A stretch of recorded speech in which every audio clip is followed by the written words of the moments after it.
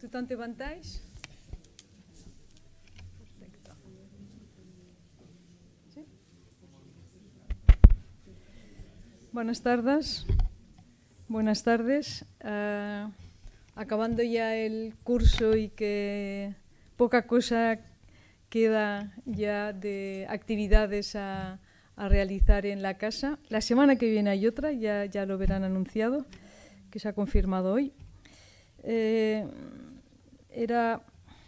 Nos apetecía mucho que desde el Ateneo tuviéramos una explicación de lo que es la exposición que está este año en la Galería Hauser & Wirth. Hauser & Wirth yo creo que de alguna manera ha revolucionado lo que es el mundo del arte contemporáneo para Menorca y ha revolucionado de alguna manera Menorca, y de hecho hay otra serie de galerías que desde la Callón o en estos últimos días vas abriendo el Menorca, para, al menos yo lo que hago, para desayunar, y va apareciendo una galería en el puerto. Ahora no sé qué decir, que hay un movimiento extraordinario, las galerías que ha habido aquí de toda la vida, como puede ser la de Encants de Elvira González. Es decir, es realmente una espectacularidad. Pero a mí hay algo que también me llamó mucho la atención el año pasado en relación a lo que fue la abertura en la Ilha del Rey de Hauser & Wirth, y es que, no sé si lo digo correctamente, pero me entenderán lo que quiero decir. De alguna manera hemos hecho una benenización, es decir, parece que el puerto de Mont sea como Venecia, no sé cómo se dice, pero sí que de bajar menos al puerto hemos bajado muchísimo más. De ir por el puerto en embarcación, cosa que no hacíamos nunca, lo hemos hecho. Y el año pasado era como natural ir a la Ilha del Rey, como se está viendo también en Lazareto, ir a Lazareto y utilizar una barca para ir por nuestra propia ciudad, algo que no hacíamos. No sé cómo se dice, venización quizás, pero bueno, da igual. Creo que Hauser & Wirth de alguna manera... Veneciación. Buf. Con mi punto de dislexia, Joséchu, lo has dicho muy bien, pero yo soy incapaz de volver a decirlo. Pero sí que ha habido un cambio también, no solo relacionado con el mundo de arte, sino de la manera de que los maoneses, los menorquines y los visitantes de la isla se está utilizando el puerto, y creo que también es un punto que tenemos que tener en cuenta. Joséchu Carreras, ya he dicho, no importa, yo me presento, ya lo sé, presenta, pero me toca hacer una pequeña, mínima presentación. Es una persona que ha nacido siempre dentro de que es un ambiente del mundo del arte. Padres que se dedican a estas cuestiones, pues hace que uno sea como más natural estar metido en este mundo. A nivel poco cronológico de algunas cosas que yo sé a las que se ha dedicado, aparte de una formación especialmente en Estados Unidos, desde muy jovencito. Por ejemplo, que yo sepa, pues ha sido coordinador de la galería de exposiciones de lo que era ese centro que Ivory Press, ¿no? de Elena Ochoa Foster, que tanto se hacían exposiciones como la parte de editorial. Antes de llegar a Hauser & Wirth, tuvo una galería de Ryder junto con otra persona, Lara, que tanto en Madrid como en Londres ha funcionado esta galería. Y es director en España de Hauser & Wirth desde hace un año y pico. No, casi dos, pasa el tiempo, Joséchu. Tengo que agradecerte porque sé que cuando se inaugura la exposición vas volado. No sé cómo puedes hacerlo, te come el tiempo. Y te agradezco que nos dediques este ratito, y sobre todo la curiosidad de que esta exposición, yo recuerdo a Mark Bradford el año pasado, que tuve el gustazo de pasear contigo un par de veces y entendí mucho más. En ese caso seguro que entenderemos mucho más, y además al quedarse grabado y emitirse por YouTube en streaming, pues nos va a ayudar a los que estamos aquí, los que nos siguen por streaming y al resto que venga. Joséchu, muchas gracias. Gracias a ti, Maiti. Y lo primero, gracias al Ateneo por invitarme a hablar sobre Hauser & Wirth y sobre... ¿Me oís bien, verdad? Y sobre Rashid Johnson. Yo me imagino que, y si no habéis estado, casi mejor, pero me imagino que la mayoría de vosotros habéis estado ya en la Isla del Rey, habéis visto ya la exposición. si no ha sido así, estaría bien que todos los que estamos aquí, además de que yo haga esto hoy y os cuente un poco qué es Hauser & Wirth y quién es Rashid Johnson y qué es esta exposición, estaría muy bien que la próxima vez que nos veamos en la Isla del Rey. Porque, bueno, al fin y al cabo voy a hablar de unas obras de arte que las tenemos aquí. Entonces, siempre es mejor tener las obras de arte delante. Dicho esto, Maite ha contado bien quién soy. Yo llevo trabajando en el mundo del arte 10 años más o menos. Trabajé para Elena Ochoa Foster, fue la primera persona que me dio una oportunidad en esto hace 10 años, trabajé con ella muchos y después abrí una galería que teníamos espacio en Londres y en Madrid, una galería bastante particular en la que se exhibía arte emergente, y hace 2 años y pico apareció Hauser & Wirth en mi camino y me vine a trabajar con ellos. Esto lo cuento porque yo, igual que ellos me eligen a mí, yo de alguna manera también los elijo a ellos, y los elijo porque yo tengo mucho espíritu corporativo, pero antes de trabajar para Hauser & Wirth ya pensaba que Hauser & Wirth era la mejor galería del mundo.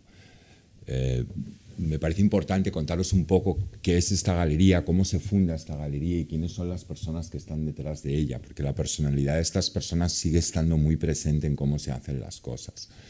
Ivan Wirth funda la primera galería, y estoy a entender bien quién es él, cuando tiene 16 años. Este es un chico que va al colegio, como todos, lo que pasa es que tiene tal amor por el arte, y de manera absolutamente intuitiva. Su madre es profesora y su padre es arquitecto. Debajo de casa tiene un espacio que sus padres son los dueños y le dejan utilizar. Y entonces él empieza a montar ahí exposiciones y empieza a representar, empieza a representar artistas locales. Estamos hablando de un pequeño pueblo en Suiza que se llama St. Gallen.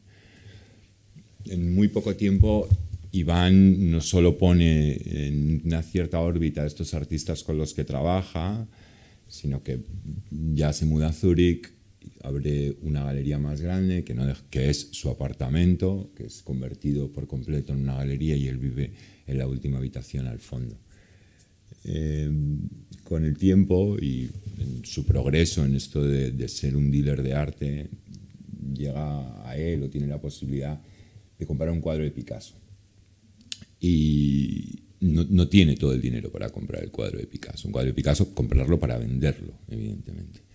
Y acude a una persona que hay en su pueblo que piensa que él le puede ayudar, que es esta señora que se llama Ursula Hauser, que es una señora que ha hecho su dinero, es primera generación, y hay una empresa familiar que ha hecho el dinero vendiendo utensilios de cocina.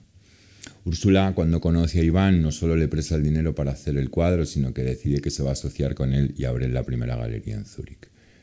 Desde el primer momento, esta galería tuvo ambición de convertirse en un referente.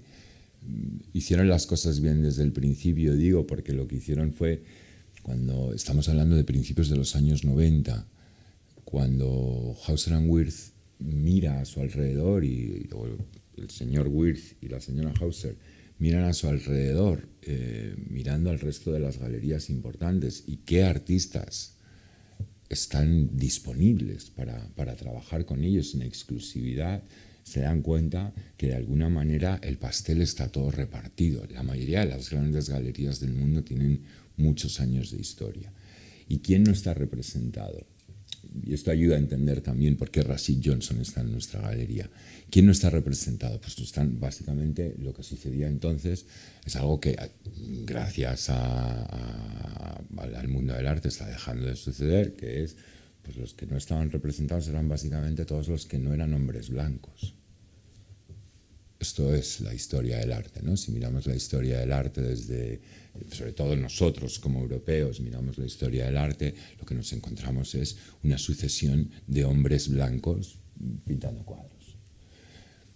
Cuando ellos miran quién está disponible, los no blancos y las artistas mujeres, básicamente. Y entonces empieza, pues, la creación de la identidad de una galería. Claro, la galería es enorme y de vista desde fuera se puede percibir como esta sensación de una galería, lo que se llama una galería blue chip. Pero esto ha sido un proceso, si bien no ha sido un proceso demasiado largo para lo que es una galería de arte, pero ha sido un proceso y un prestigio que se ha obtenido a base de hacer las cosas muy bien.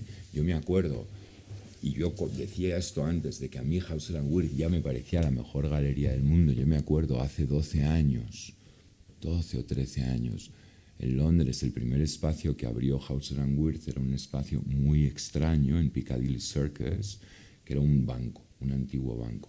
Yo en esa galería vi exposiciones que no olvidaré jamás.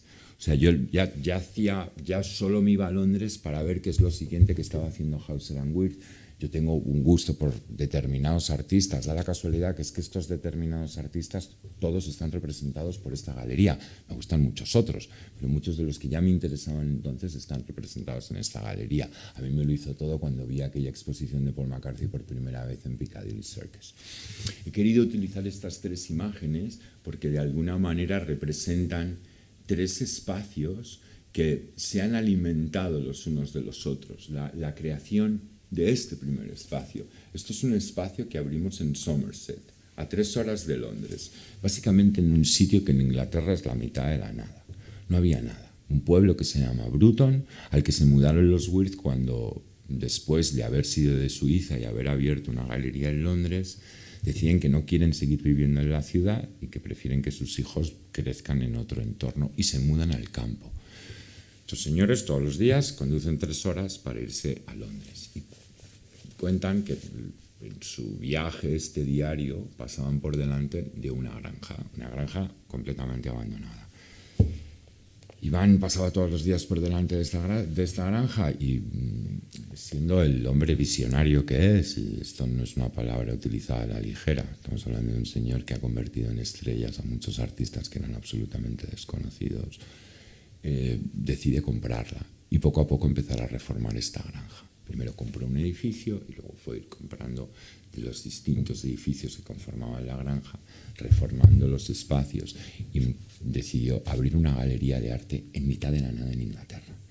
Esta experiencia, que puede resultar, ahora nos resulta pues habitual, porque todos conocemos los espacios que están en sitios poco habituales, siendo Menorca obviamente uno de ellos, en ese momento casi era una locura. Estamos hablando que es que había que conducir 3 horas desde Londres para ir a una galería de arte. Es que no estamos hablando de un museo, estamos hablando de una galería de arte y una galería de arte comercial. Si vas en tren, que yo cojo el tren a menudo, pues son 3 horas y pico también. Vamos, que es un rollo ir hasta allí, hasta que de repente descubres que es que en este sitio, en mitad de la nada, se montan exposiciones de clase mundial. Me voy a la tercera imagen. La imagen del fondo, esa es nuestra Galería de Los Ángeles. La Galería de Los Ángeles está en una parte de Los Ángeles conocida como el Downtown. Es una parte de Los Ángeles, pues es el centro de Los Ángeles, pero los que hayáis estado lo sabréis. Es una zona muy deprimida de la ciudad, donde históricamente siempre ha habido galerías y donde siempre ha habido estudios de artistas. Y como os digo, profundamente deprimida, que hay algunas zonas del downtown que da auténtico miedo pasar por ahí. Cuando Hauser & Wirth llegó, cogió este edificio histórico y lo reconvirtió, como veis es una manzana entera, se convirtió en parte de la comunidad, activó la comunidad del downtown Los Ángeles hasta el punto de que no solo ha traído a otras galerías, ha traído más estudios de artistas, y estas calles terribles de pobreza y drogadicción que se llama Skid Row han ido poco a poco, se van recuperando y va mejorando la situación. Y la experiencia en estos lugares remotos les hacen darse cuenta que, pues primero, que la gente está dispuesta a viajar. La gente está dispuesta a desplazarse a los lugares para ver arte. Y luego, qué duda cabe que con suficiente trabajo, entusiasmo y recursos se puede desarrollar un lugar hasta convertirlo pues, en un epicentro del arte mundial. Para que os hagáis una idea, ahora mismo en Somerset, y esto está bien que lo cuente porque ilustra muy bien qué tipo de galería es esta. Ahora mismo en Somerset hay una mega exposición de Henry Moore, con las grandes esculturas de Henry Moore. nosotros somos una galería comercial. ¿Sabéis cuántas piezas hay a la venta en esta exposición? Ninguna. 0. ¿Sabéis cuánto tiempo va a estar esta exposición puesta? Meses, hasta el final de año. ¿Sabéis por qué lo hacemos? Para que la gente lo vea. Ya está. No hay ningún interés detrás de esto comercial, más allá que el de crear un entusiasmo y un interés por el arte. Claro, cuando lo haces en sitios como este, Menorca es un ejemplo perfecto, ¿no? Al final montas una exposición de clase mundial en una isla.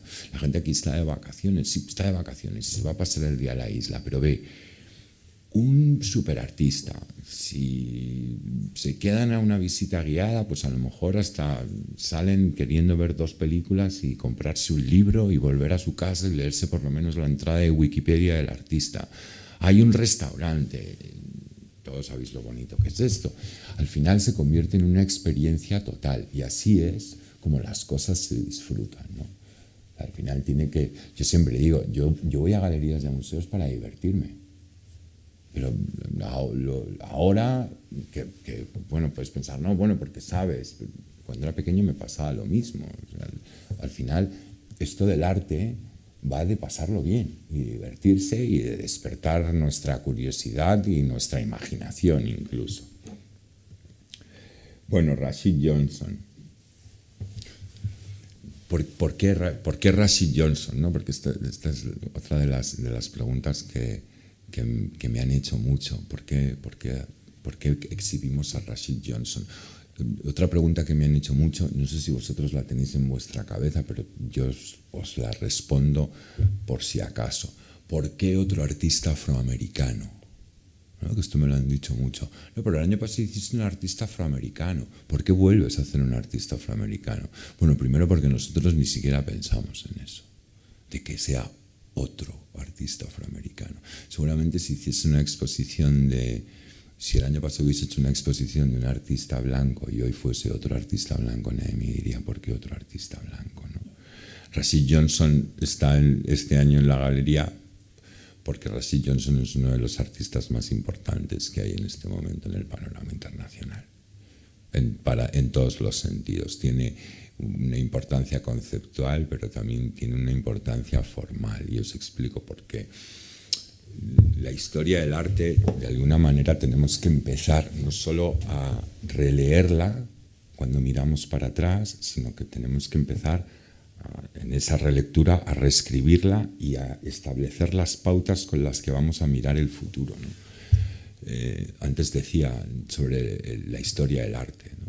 Esa cosa que llamamos todos los que estamos en esta habitación, que creo que somos todos europeos o por lo menos occidentales, esta cosa que llamamos la historia del arte, esta cosa que nos contó Gombrich o que cualquier libro de estos que cogemos nos cuenta, pues nos lo cuentan de una determinada manera. Pero yo siempre, y esta pregunta me la he hecho siempre, ¿qué pasaba en África en el 1500? No había arte, porque el arte es inherente al ser humano. Había manifestaciones culturales o manifestaciones artísticas exactamente igual que las teníamos en Europa y en Asia. En Asia no sabemos los nombres de los artistas porque los artistas asiáticos no firmaban las obras. Los nombres que conocemos son los nombres de las personas que compraban las obras, que de alguna manera esto en el mundo occidental, por hacer un inciso, el otro día pensando en Frank Lebowitz, es curioso cómo en las subastas, cuando sale un gran cuadro en subasta, ¿no? Y están todos los que atienden las subastas sentados aquí como vosotros, y sale el cuadro y todo el mundo está en silencio y empieza la puja. Y pujan,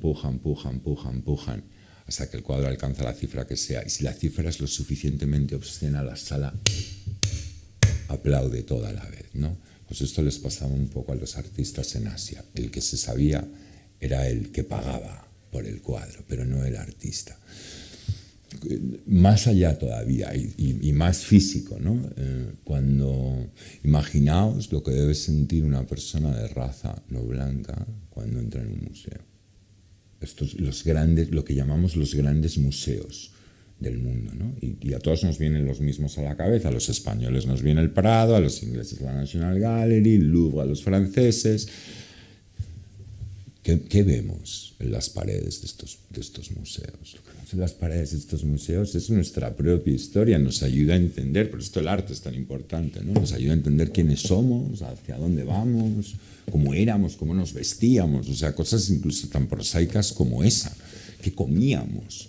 Lo podemos saber simplemente mirando los cuadros que hay en el Museo del Prado. Sabemos el aspecto que teníamos. ¿Os imagináis si fueses un español negro? Un negro, un afroamericano, un asiático. ¿Os imagináis cómo se sienten cuando van paseando por las... Es una pregunta que me hago mucho. ¿Cómo se sentirán estas personas cuando van paseando por las salas del Museo del Prado? Y perdón, solo aparecen cuando son un esclavo, un rey mago, no tienen presencia.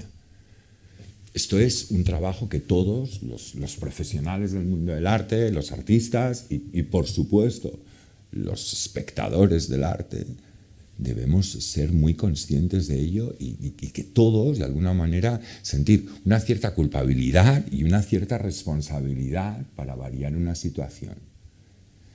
Y Rashid Johnson se ha convertido por mérito propio, en un agente importantísimo para esta nueva escritura o esta nueva relectura de la historia del arte.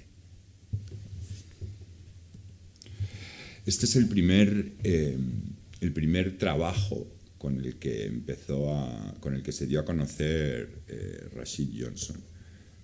Su primera exposición fue una exposición, o cuando él se convirtió, empezó a resonar, fue una exposición que comisarió Thelma Golden en el Museo de Harlem en 2001. En ese momento él trabajaba con fotografía. Y este proyecto de New Negro Escapist Social and Athletic Club, que os traduzco que es el club social y atlético y escapista para el nuevo hombre negro, lo que hacía era estas fotografías de una sociedad ficticia en la que el hombre negro aparece bien vestido y con un aspecto erudito. Una especie de tratar de reescribir o de reinterpretar, aunque fuese a través de la ficción, esta sociedad negra. Hay que tener en cuenta que Rashid crece en un hogar. Él nace en Chicago en 1977, su madre es profesora de estudios feministas postcolonialistas, entonces crece en un entorno académico, en una casa llena de libros y esto que se llama afrocéntrico. ¿Qué significa esto? Su familia es de ascendencia nigeriana y esto es algo muy presente en su hogar desde que es un niño, desde lo que se come, la ropa que se utiliza, lo que utilizan para lavarse, son todo productos que vienen o que tienen un origen africano. Evidentemente es una casa, como os decía, llena de libros y él, mucho de su discurso está apoyado en esta intelectualidad, además de que hay mucho de instintivo y pasaré por ello, pero está apoyado en una base muy intelectual y muy basada en los libros. Y hay un libro en particular que se titula, os lo voy a decir, The Crisis of the Negro Intellectual, la crisis del intelectual negro, un libro escrito por Harold Cruz, publicado en 1967. Él dice que este es un libro que él veía en su casa desde que era un niño en las estanterías y que siempre le había asustado, ya el propio título le asustaba. Este libro yo no lo he leído, os lo confieso, me lo voy a leer, pero todavía no me lo he leído. Y tengo mucho interés en leerme este libro porque yo antes incluso de conocer a Rashid, cuando supe que era Rashid y sabía que iba a pasar tiempo con él y a montar una exposición con él y que iba a tener que hablar mucho de su trabajo, yo lo primero en lo que pensé, y esto lo comparto ahora con vosotros, en ese momento lo pensé con cierta vergüenza, pensé, ¿cómo voy a hablar yo de la experiencia? O sea, un poco de conciencia de mí mismo hablando de la experiencia del hombre afroamericano. como veis, yo de afroamericano tengo poco, ¿no? O sea, soy, pues no sé, europeo, español, tengo el pelo rubio, los ojos claros, no sé, soy casi todo lo contrario, ¿no? Y entonces procuré empaparme todo lo que pude de teoría de raza, que es algo sobre lo que nunca había leído. Y sobre todo leí mucha poesía, leí a Leroy Jones, uno de los poetas de la generación Beat, el único poeta de la generación Beat, y leí todos los libros que pude de James Baldwin. Cuando luego de repente me encuentro con el texto de Harold Cruz, que como os digo no me lo he leído, pero sé más o menos de qué va, y lo que hace Harold Cruz es precisamente, en este libro de 1967, desvirtuar el discurso de raza que había existido hasta entonces, liderado principalmente por James Baldwin, y huir de esta posición del hombre afroamericano como una víctima y pasar al ataque. Y entonces Harold Cruz en el libro viene a decir que el hombre afroamericano lo que tiene que hacer es dejar de jugar básicamente con las reglas del hombre blanco. Y hasta que el hombre afroamericano no tenga sus propias instituciones y su propio lugar en la sociedad, nunca lo habrá conseguido, porque de alguna manera están jugando en el tablero del hombre blanco. Esta fotografía que veis es parte de esta serie que os decía, y esto es él, esto es Rashid Johnson. Rashid en este momento, y aquí voy a ser también muy sincero, no sé si es que, porque Rashid es una persona, yo que he pasado tiempo con él, de verdad, y esto no solo puedo decirlo, es un tipo profundamente inteligente e intuitivo, evidentemente. Y no sé si es que ve algo en el momento de mercado, algo muy prosaico, pero que un artista siempre tiene que tener en cuenta, algo en el momento de mercado, que la fotografía, que pasó unos años en el mercado espectaculares, la fotografía, todos los coleccionistas querían fotografía, todas las galerías exponían fotografía, y de repente la fotografía desapareció.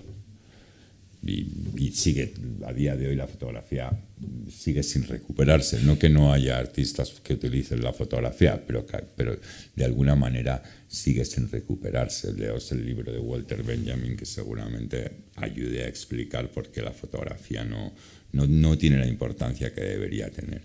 Y aquí es cuando, en este cuerpo de trabajo que él llama Cosmic Slopes, es cuando de alguna manera empieza a pintar, porque estos son cuadros, ¿no? Estos Cosmic Slopes lo que hace es, aquí entra esto que os decía antes del afrocentrismo de su casa, aquí empieza a entrar en juego también en su arte, porque el concepto está relacionado con la forma en él, es decir, los propios materiales que utiliza ayudan a entender también o siguen ilustrando lo que él quiere hacer con el trabajo. La fotografía, obviamente, un medio tecnológico, lo que hace es utiliza una cámara. Es verdad que estas fotografías, perdonad que vuelva para atrás, es verdad que estas fotografías están inspiradas por el trabajo de uno de los grandes fotógrafos negros de la historia, que es James Van Der Zee. Si veis las fotos de James Van Der Zee, que es un fotógrafo del siglo XIX, se parecen mucho, principios del siglo XX, perdón, se parecen mucho a estas fotografías que hace Rashid. Y aquí lo que hace es que trae estos materiales que él ve en su casa, se llama mantequilla de shea, ¿puede ser mantequilla de shea? Es que me sé el nombre. Mantequilla de shea, sí, mantequilla de shea. Es un producto que utilizan en África para lavarse la piel, es una especie como de cera, un material moldeable pero muy duro de color amarillo, y cera negra y jabón negro. Todos estos materiales juntos los utiliza para pintar estos cuadros. Lo que hace es, el material es maleable, con calor, tarda mucho además en solidificar, y él se da cuenta que esta superficie le da lugar a poder pues trabajar la forma y ver además cómo lentamente se va secando, y entonces le ayuda a él a poder trabajar un poco a su antojo y crear estas extrañas formas sobre el trabajo. Es que no me quiero saltar nada porque os he puesto un montón de cosas, no me quiero saltar nada. Está bien. Bueno, esto es otra de sus obras más importantes, un cuerpo de trabajo importante que ha seguido desarrollando a lo largo de los años. Lo más tarde que yo he visto esculturas como esta ha sido incluso en este año pasado en Somerset, en Inglaterra. Y esto es un proyecto que es encargado por una institución en Rusia. Es el mejor momento para hablar de algo así, pero la verdad es que fueron los rusos los que lo invitaron. Y además una señora muy famosa que se llama Dasha Zhukova, que era la mujer de Roman Abramovich, el del Chelsea, que le obligaba a vender el Chelsea. Pues esta Dasha Zhukova tiene un centro de arte increíble en Moscú que se llama Garage. Y este señor invita a Rashid a que haga allí una instalación, un site specific para el lugar. Y Rashid idea esta especie de laberinto, mirad, ¿veis? Antes os decía lo de la mantequilla de Shea, es esto. Estas formas que veis amarillas, todas estas formas están hechas con mantequilla de Shea. Hace esta especie de laberinto, de edificio, incluso inspirado por la arquitectura soviética, por arquitectura que ha visto en determinadas islas del Caribe, en el que se empezaron a construir unos edificios increíbles, pero a medio camino se dejaron de construir, y entonces la vegetación ha tomado el control de estos edificios y se crea pues esta cosa casi tan bonita al ojo de ver un edificio increíble que ha sido invadido por la naturaleza. Pone elementos que tienen que ver con su vida personal, pues desde libros como este que os he dicho de Harold Cruz, las novelas, libros de poesía de Leroy Jones, los textos de James Baldwin, pero cosas luego más prosaicas. Él es un chico que al final nació en 1977, yo nací en 1975, entonces de alguna manera yo comparto muchas referencias culturales que él tiene. Pues hay una copia de Rocky, 2 o 3, no sé cuál es, un disco de jazz, mucha música. La música es muy importante para él. Él decía, ¿no? Antes os contaba de la experiencia de visitar un museo. Él decía que cuando él visitaba un museo, los únicos artistas con los que se sentía identificados era con los artistas abstractos, con los pintores abstractos.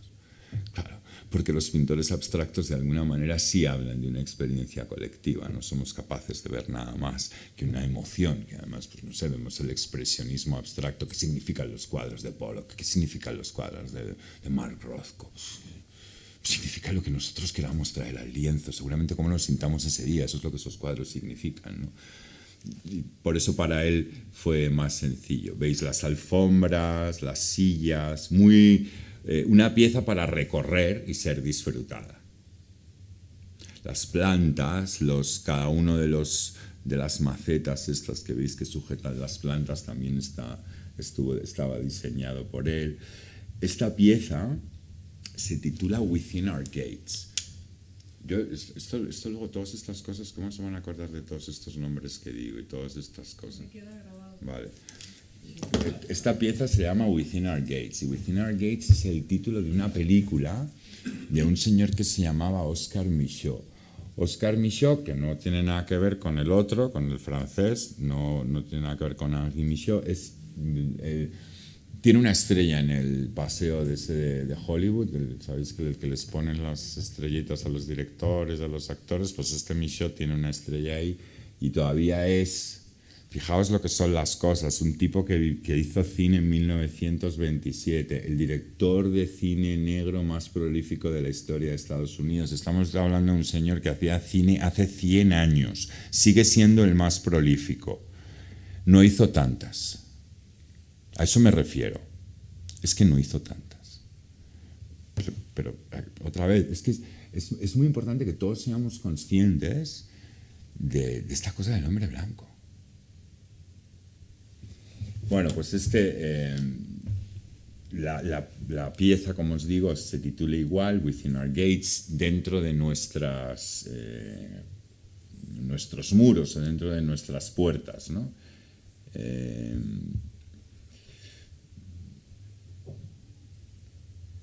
si también hay una copia, es que os quería contar todas las copias de las cosas que hay. Una copia de Rocky 4, es Rocky 4, de Manhattan, de Woody Allen, y de 8,5 de Federico Fellini. Porque, y me parece interesante que sean justo estas tres películas, ¿no? O sea, Woody Allen, un director de cine judío, Hablando Imposible, Federico Fellini, el maestro, y precisamente esta película, que es que para mí 8,5 es una película que la veo solo para ponerme de buen humor. Y Rocky, ¿no? Que pues al final es también no presentarse ante nosotros como una víctima o como un verdugo siquiera, ¿no? Sino simplemente él está hablando de su experiencia. Yo, al contrario de otros artistas negros que no voy a nombrar, no veo el trabajo de Rashid como una victimización de una situación, ni como un verdugo, simplemente. Y además creo, no solo eso, que a pesar de que él habla de esta experiencia del hombre afroamericano, la utilización de todos estos materiales, sí creo que el trabajo de Rashid Johnson habla de una experiencia colectiva. Bueno, esto es importante también. Esto es una película que, de hecho, vamos a proyectar el 11 de septiembre en Hauser & Wirth. Es una película que él dirigió para HBO. Es un remake de otra película que a su vez está inspirada en una novela de 1940. Es una película, no os voy a contar de qué va, porque para qué os lo voy a contar si es mejor que la veáis, ¿no? Da igual.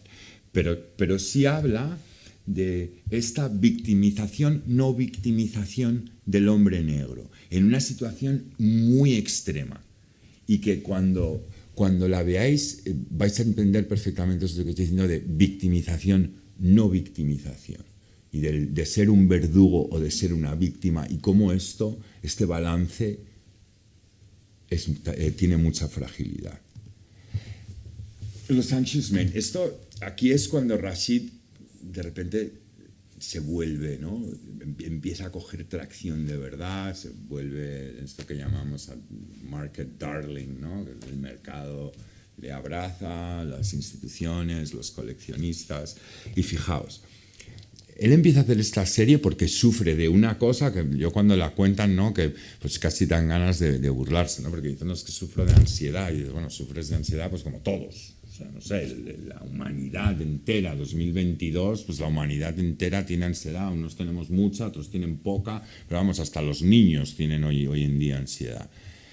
Y empieza a hacer estos hombres, ¿no? Estas caras, fruto de esta ansiedad. Estas caras sigue utilizando este material estos materiales de los que hablábamos al principio, cera, jabón negro, y pinta sobre azulejos blancos. ¿Y por qué pinta sobre azulejos blancos? Aquí no está hablando de su negritud, sino está hablando de su experiencia personal. Él, en esta ansiedad, una de las maneras que tiene de quitarse la ansiedad es ir, en Nueva York es muy famoso los baños rusos, the Russian Baths, es un sitio al que se va. Bueno, no es que vaya todo el mundo, pero vamos, que existen todavía, ¿no? Es una especie, pues imaginaos como un baño turco. Los Russian Baths allí se va pues a sudar, ¿no? Los que hayáis visto Promesas del Este, esa película de David Cronenberg, hay una escena increíble de una pelea dentro de uno de estos Russian Baths. Y los Russian Baths, las salas en las que te sientas a sudar, son salas que están cubiertas enteras de azulejos blancos.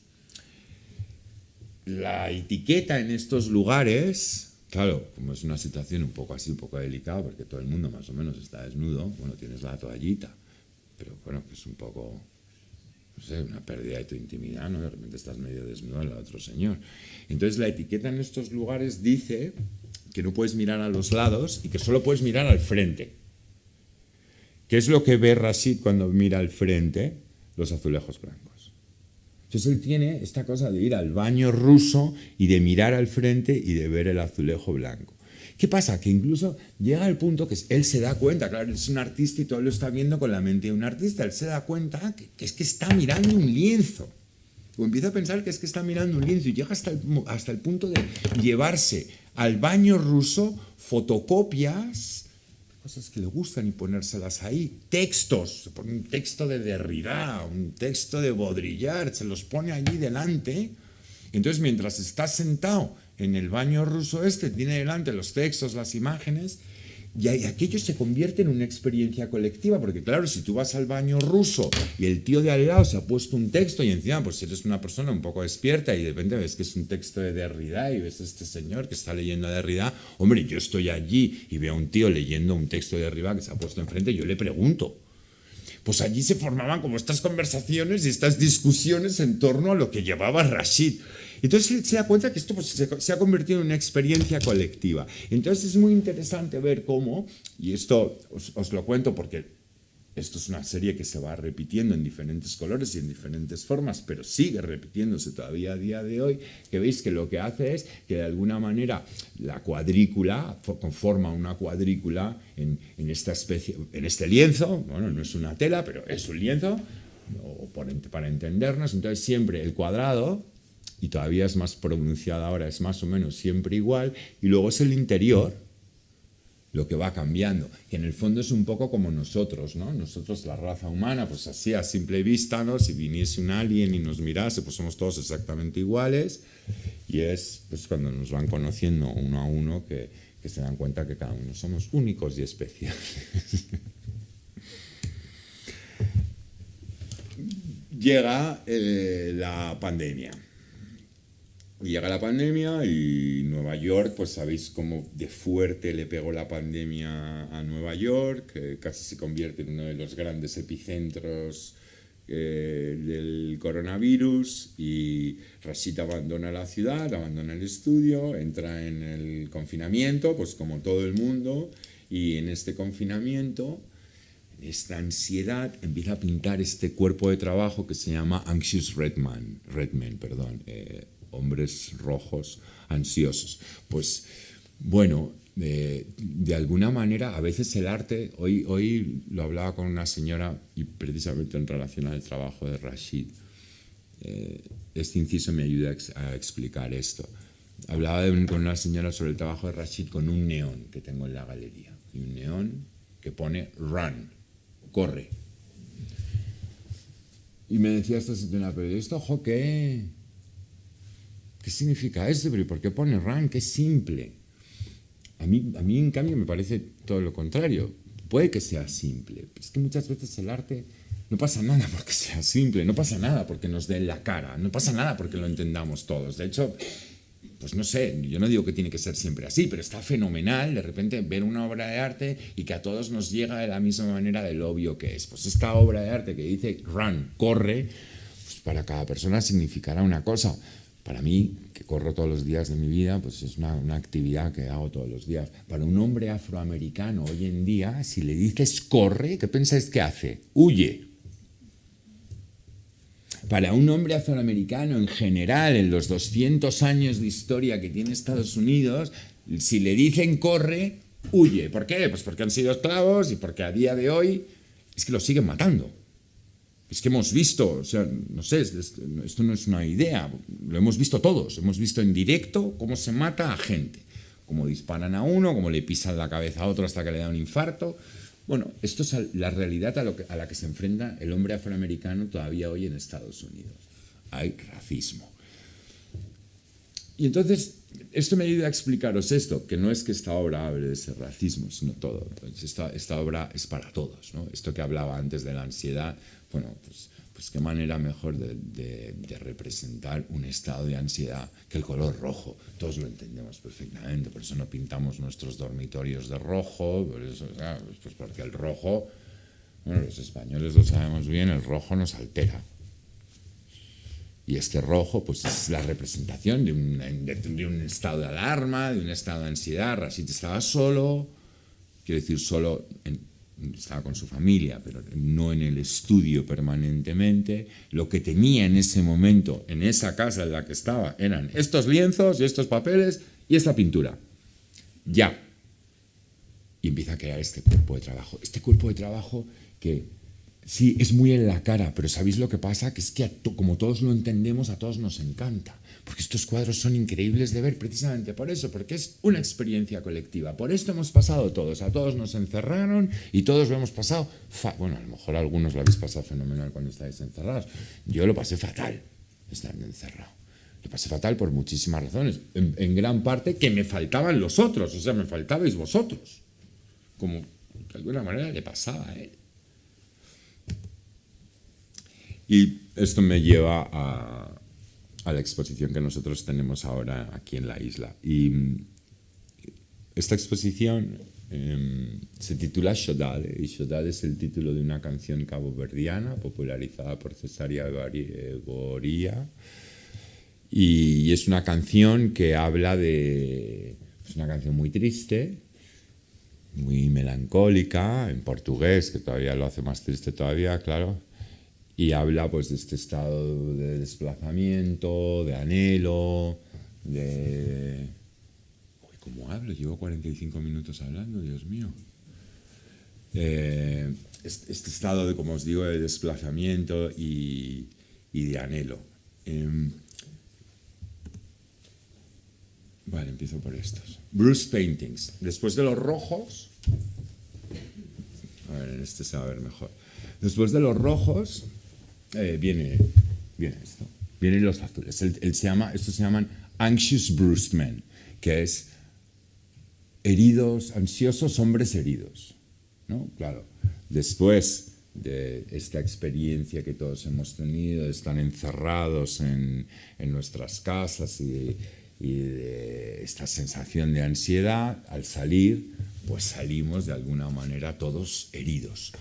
Para crear estos cuadros hizo este azul, aunque parezca por partes que es negro, y cuando estamos delante de los lienzos lo veréis, y digo lienzo con mucha intención, parece negro, siempre es azul. Para esta exposición por primera vez Rashid ha utilizado tela, lienzo y óleo. Nunca había utilizado estos materiales. ¿Y por qué utiliza estos materiales? Bueno, pues de alguna manera viene a Europa y a un país como España, ¿no? Que es casi, no sé, nosotros somos los del Museo del Prado, y utiliza materiales tradicionalmente europeos. Este particular azul que se llama Black and Blue es un azul creado por él. Y depende de la intensidad con la que lo marque sobre el lienzo, pues queda casi en un negro o en esta especie de azul clarito. Aquí la cuadrícula, que en los rojos queda difuminada de la cantidad de rojo que hay, y en los negros no estaba del todo definida, aquí la cuadrícula veis que es absolutamente perfecta. La vemos en todas las filas, la vemos exactamente igual, con el cuello o el cuadrado ese más oscuro que une unas con otras. En esto que os decía antes, que es una perfecta representación de lo que es la raza humana, ¿no? Todos exactamente iguales hasta que miran dentro del cuadradito y las caras son distintas. Y como os digo, es este estado en el que salimos después de la pandemia, ¿no? De hombres heridos. Y seguido, este es el último cuerpo de trabajo que ha hecho Rashid, estos cuadros que él ha titulado Surrender Paintings. Es curioso la utilización del término, ¿no? Porque surrender significa rendirse. Entonces son los cuadros de la redención. A mí no sé si me termina de gustar que los llamen los cuadros de la redención, pero a mí no me tiene por qué gustar. Lo digo porque yo en cambio encuentro otra cosa, encuentro una cierta calma en ellos. Pero esto es lo que yo traigo al lienzo, no necesariamente lo que Rashid quiere decirnos. Y Rashid, aquí, casi estas figuras fantasmagóricas, no sé, los que hayáis visto la exposición, casi da la sensación de que los cuadros están pintados con tiza. Es un blanco tan puro que tardó literalmente meses en secarse. Y hablan pues de este estado de aceptación y de tranquilidad y de supuesta tranquilidad, para el que no lea mucho el periódico en el que hemos entrado ahora. Y termino con los Seascape Paintings. Estos cuadros que veis que unos son blancos y otros son azules, los los azules, los más oscuros, se cubren primero con pintura blanca y luego los cubre con mucha pintura, son cuadros muy matéricos, con mucha pintura, un azul muy concreto que es el azul prusiano.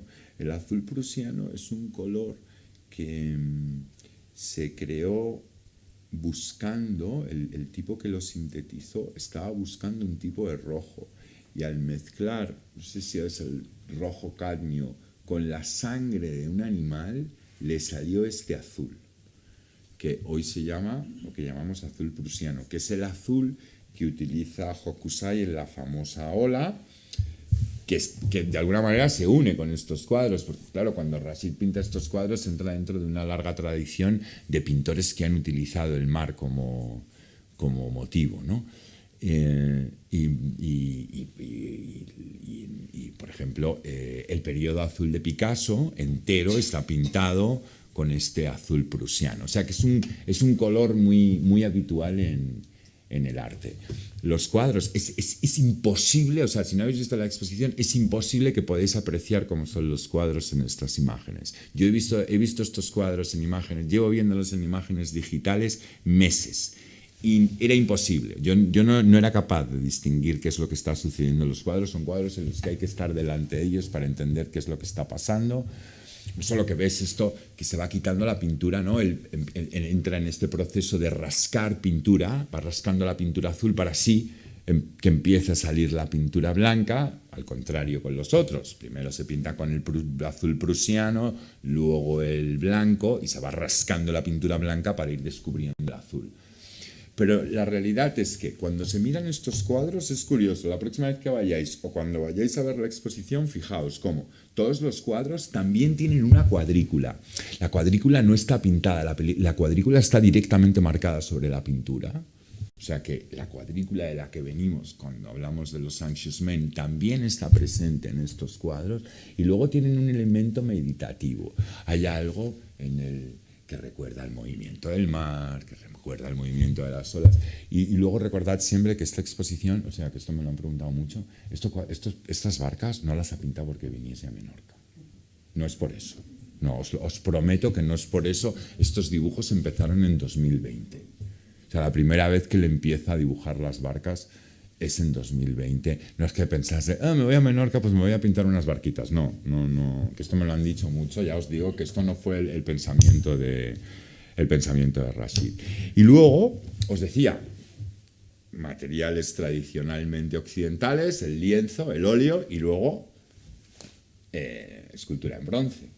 Él tampoco había hecho nunca escultura en bronce, que es como entendemos, ¿no? Los occidentales, es como entendemos que se hace la escultura, ¿no? Nuestras ciudades están todas llenas de esculturas en bronce.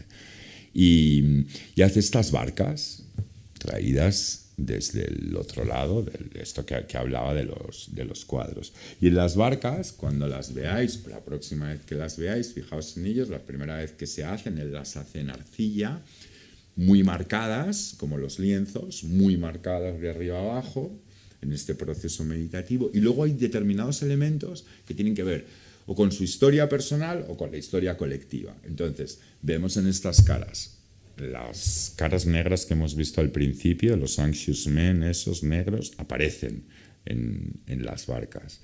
Vemos un micrófono, veréis en muchas lo veréis en las 4 que hay. Hay un micrófono. ¿Y qué es el micrófono? Su padre era muy hábil con los objetos electrónicos, entonces esto es una cosa que viene de su padre. Pero a la vez también es el micrófono que utiliza la policía para comunicarse entre ellos. O sea que es, para él, pues para la comunidad afroamericana, es una especie como de elemento de persecución.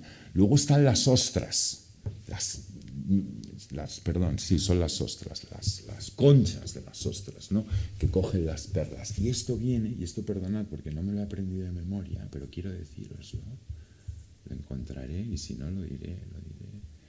Esto viene de una novela, o de un poema, viene de un poema de una señora que me acordaré, que habla de cómo las ostras y las perlas son recogidas por la clase trabajadora, los hombres negros en estas islas recogen las perlas y solo se queda en la concha, porque la perla se la tienen que dar al hombre blanco, ¿no?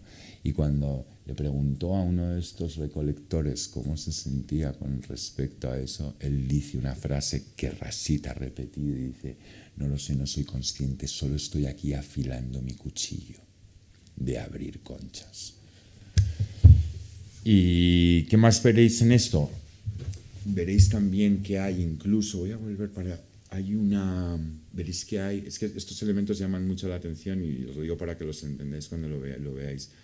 Hay una cinta de vídeo también en las esculturas, y la cinta de vídeo es una película que le gustaba mucho a él, que se estrenó en HBO a finales de los años 80, que se llama Cosmic Slope. Y acordaos que Cosmic Slope se llamaba también aquellos cuadros que hizo al principio cuando abandonó la fotografía y empezó a pintar con la cera negra y la mantequilla de Shea. Todo ese cuerpo de trabajo también hace referencia a esta película. Bueno, y dicho todo esto, la próxima vez que nos veamos, nos vemos delante de los cuadros. Muchas gracias.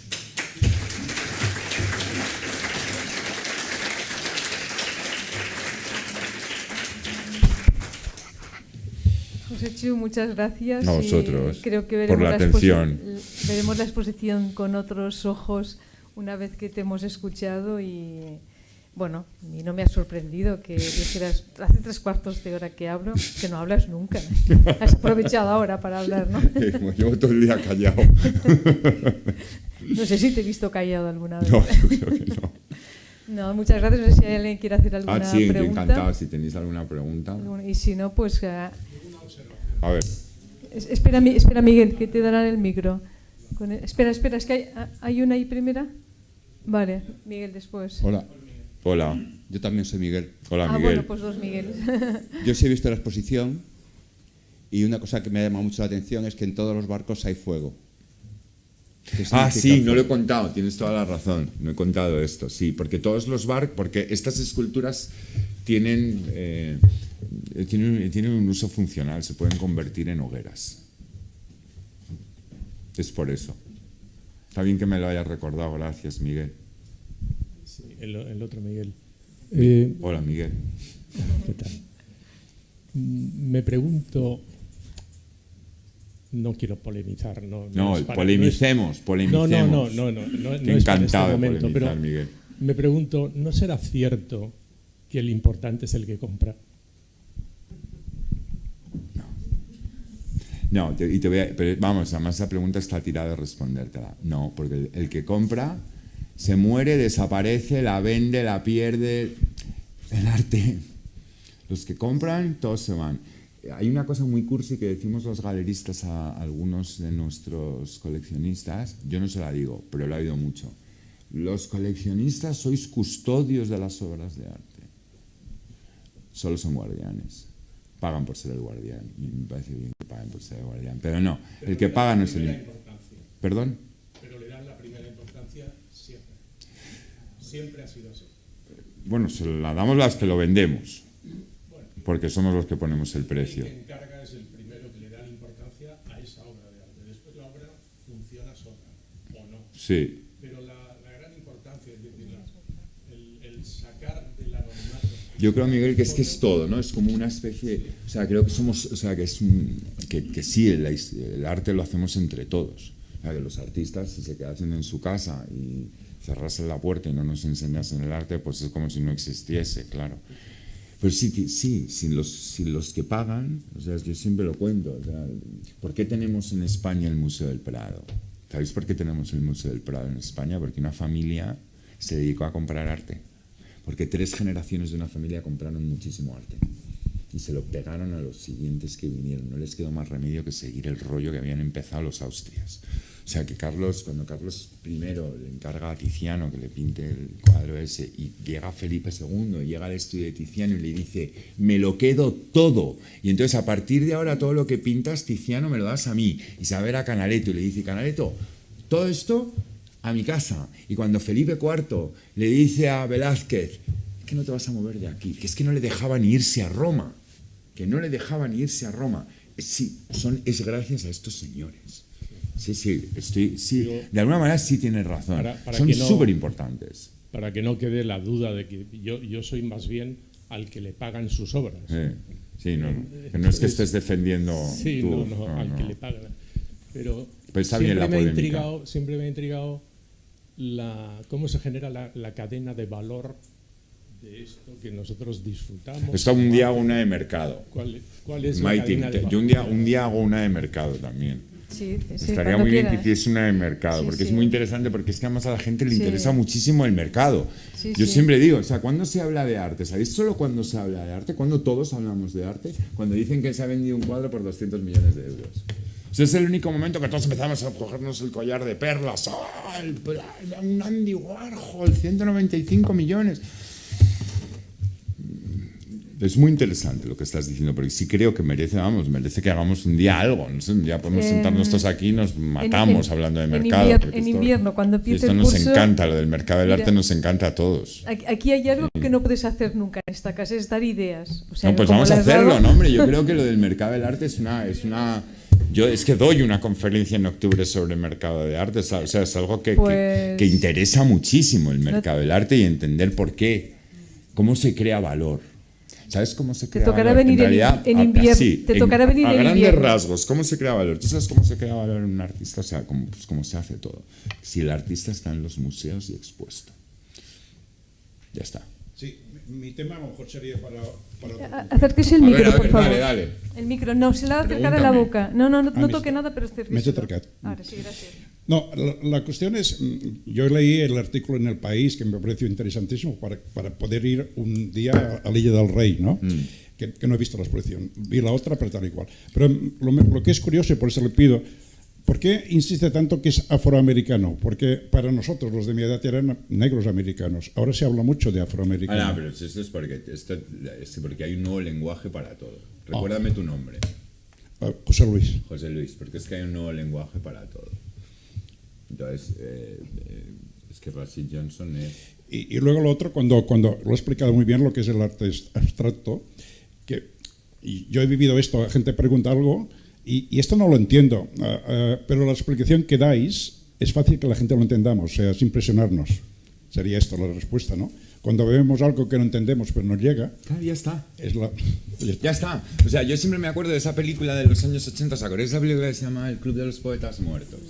Una película que pues muy amable de ver, muy emotiva, pero y parecía un poco tonta, pero yo siempre me acuerdo de una cosa que sucedía al principio, que el profesor tan increíble arrancaba las páginas de un libro en la que un tío trataba de explicar el significado de un soneto. Porque al final el arte, o sea, yo puedo contaros lo que queráis, pero es que al final lo que traemos es quiénes somos cada uno de nosotros personalmente. O sea, está claro que cuando nos hablan de una obra de arte y nos dicen, no, es que lo que quería hacer es que el artista nació aquí de pequeño, tomaba patatas fritas, por eso todo es amarillo y tal. Bueno, pues si lo puedes entender un poco mejor, pero al final lo único que importa, pero con las artes plásticas, la música, la literatura, el cine, lo único que importa es nuestra propia experiencia, lo que cada uno somos y traemos, porque a unos nos gusta mucho El Padrino, pero no nos gusta El Cazador, no sé. O sea, esto es lo que cada uno trae a una obra de arte, es tan importante, quiénes somos cada uno frente a las obras. Y el arte abstracto es perfecto para esto. Yo le tengo un poco de manía a Mark Rothko, pero le tengo manía porque todo el mundo no sé cómo se arrodillan ante Mark Rothko. Pero ¿qué son esos cuadros? ¿Qué significan esos cuadros? ¿Qué significa Jackson Pollock? ¿Qué hace Jackson Pollock? ¿Qué está haciendo Mark Rothko cuando hace esos campos de color? Cuando Pollock está tirando gotas de pintura tan perfectamente colocadas sobre un lienzo gigante. ¿Qué es eso? Barrett Newman y unas líneas. ¿Qué es eso? ¿Qué es eso sino emoción? O sea, a Jackson Pollock no se le podía preguntar. Es que no sabía respondértelo. Ahora le queremos mucho y nos parece que es el no más. En su época le llamaban Jack the Dripper. Dripper significa goteador. Jack el goteador. Así es como le llamaban. Pues hay que tener mucho cuidado. Esto os lo digo, esto es un consejo. Y esto a mí me pasa mucho, ¿no? Esto que dicen, esto es malísimo. Este artista es malísimo, esta película es malísima, esta novela es malísima. Todo el siglo XX está plagado de esto es malísimo. Todo, el siglo XX entero, los impresionistas, los expresionistas, el pop art, todo. A todos les dijeron que eran malos. Mira ahora, 200 millones por un cuadro de Andy Warhol, hablando de mercado. Bueno, yo creo que podríamos seguir. Vamos a seguir, Sí, lo como que ya queráis, has quedado emplazado y ya más has dicho la temática. Sí, sí. Mercado. Mercado. La próxima hablamos de mercado. Que son, vamos, ya veréis, ahí vamos a hablar todos. Al final no voy a hablar yo solo de la del mercado, ya veréis. Moltes gràcies a tothom Muchas per gracias. estar aquí i gràcies a Josécho.